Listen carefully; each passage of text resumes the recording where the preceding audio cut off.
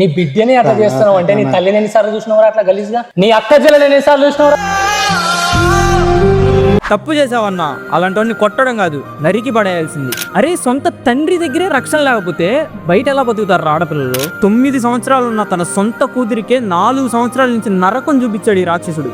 ఆ పాప హాస్టల్ నుంచి ఇంటికి వచ్చి వెళ్ళిన ప్రతిసారి ఆ ప్రిన్సిపల్తో నాకు కడుపులో నొప్పి పుడుతుంది, కాళ్ళు నొప్పులు పుడుతున్నాయి అని చెప్పుకుంటుంటే అక్కడి నర్స్ అది గమనించి ఇన్వెస్టిగేట్ చేస్తే ఈ నిజాలన్నీ బయటపడింది. సొంత తండ్రి ఇలా చేస్తే తనకి ఇంకేమైనా ప్రాబ్లం వస్తే ఇంకెవరితో చెప్పుకుంటుంది?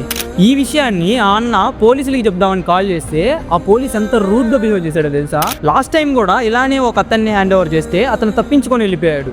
ఇలా ఇతనికి జరగకూడదు, జాగ్రత్తగా హ్యాండిల్ చేయండి అని చెప్తుంటే సినిమాటిక్ డైలాగ్స్ నాకు చెప్పకు అని ఆ పోలీసు అతను అంటున్నాడు. ఇలాంటి వల్ల మనకి రక్షణ కల్పించేది, ఇలాంటి వల్ల మనల్ని కాపాడేది.